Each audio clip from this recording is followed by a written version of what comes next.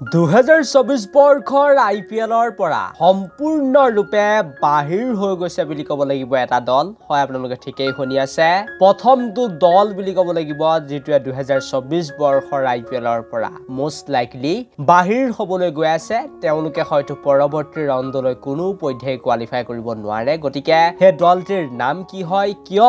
IPL 2024 ৰ পৰা সম্পূৰ্ণৰূপে বাহিৰ হৈ গৈছে বুলি মই কৈছো হে সবিশেষ আপোনালোকে যদি জানিব বিচাৰিছে তেনেহলে এই প্ৰতিবেদনটো একেবাৰে প্ৰথমৰ পৰা শেষলৈকে আপোনালোকে চাই ল'ব পাৰে কিন্তু তাৰ আগতে ভিডিঅটো এটা লাইক লগতে চেনেলটো এনেকুৱা ধৰণৰ সুন্দৰ সুন্দৰ খবৰৰ বাবে এতিয়াই সাবস্ক্ৰাইব কৰি ল'বলৈ নাপাহৰিব গতিকে বলক আজি ভিডিঅটোৰ মূল বিষয়টো লৈ এতিয়া আগবাঢ়ো আৰু আপোনালোক সকলোকে মই জনাই দিব বিচাৰিছো যে আইপিএল 2024 ত প্ৰত্যেকটো দলে সুন্দৰ পাৰফৰমেন্স কৰিছে যিমান পাৰে তেওঁলোকে উচ্চমানৰ প্ৰদৰ্শন কৰি দেখুৱাবলৈ সক্ষম হৈছে কিন্তু দুৰ্ভাগ্যবশতঃ কেইটামান দলৰ অৱস্থা এবাৰ একেবাৰে ঠিক নহয় আৰু তাৰে ভিতৰত এটা দলৰ নাম হৈছে আৰসিবি আৰু আৰসিবি দলটিৰ অৱস্থা ইমানেই বেয়া যে তেওঁলোকে 5খনকৈ মেচ খেলি বৰ্তমান সময়ত মাত্ৰ এখন খেলতহে জিকিবলৈ সক্ষম হৈছে আৰু 4খন মেচতে পৰাজিত হৈ গৈছে যেতিয়াই কালিৰ দিনটোত ৰাজস্থান ৰয়েলছৰ হাতত বৰ বেয়াকৈ 6 উইকেটত পৰাজিত হ'ল তাৰ পাছতে এটা কথা এতিয়া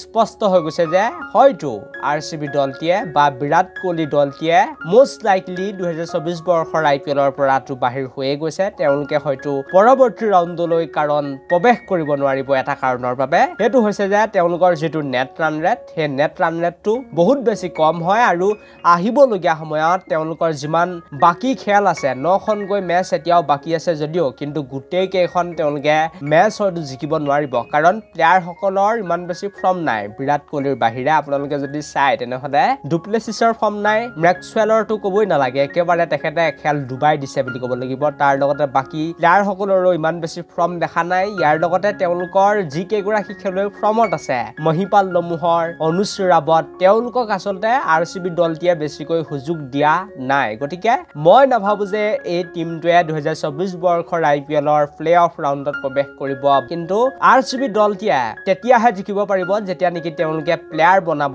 যেতিয়া ভাৰতৰ উঠি অহা নতুন যুৱ প্ৰতিভাক তেওঁলোকে বাৰে বাৰে চান্স দিব তেতিয়াহে এই টিমটোৱে কাপ জিকিবগৈ পাৰিব বা তেওঁলোকে পৰৱৰ্তী ৰাউণ্ডলৈ কোৱালিফাই কৰিব পাৰিব কেৱল তেওঁলোকে সুপাৰষ্টাৰ লৈ আৰসিবি দলে কেতিয়াও পৰৱৰ্তী ৰাউণ্ডত প্ৰৱেশ কৰিব নোৱাৰে আৰু এইবাৰটো বিশেষকৈ মই ইমান বেছি ফৰ্ম দেখাই নাই বাকি খেলুৱৈসকলৰ ফালৰ পৰা কেৱল বিৰাট কোহলিয়ে যি কৰিছে এতিয়াতো 4খন মেচ হাৰিলে 5খনৰ ভিতৰত আহিবলগীয়া 9খন মেচৰ ভিতৰত তেওঁলোকে কমেও 7খন 8খন মেচটো জিকিবই লাগিব নেট ৰান ৰেটৰ কথা আছে গতিকে নেট ৰান ৰেট ভাল কৰিব লাগিব আৰু যদি তেওঁলোকে 6খন বা 7খনত খেল জিকিও যায় তেওঁলোকে গোটেই 9খন জিকিব নোৱাৰিলো তেতিয়াও কিন্তু 2024 বৰ্ষৰ আইপিএলৰ প্লেঅফ ৰাউণ্ডত প্ৰৱেশ কৰিব নোৱাৰিব আৰু সেইবাবে মই কৈছো যে 2024 বৰ্ষৰ আইপিএলৰ পৰা প্ৰথমটো দল হয়তো বাহিৰ হৈ গৈছে আৰু সেই দলটিৰ নামেই হৈছে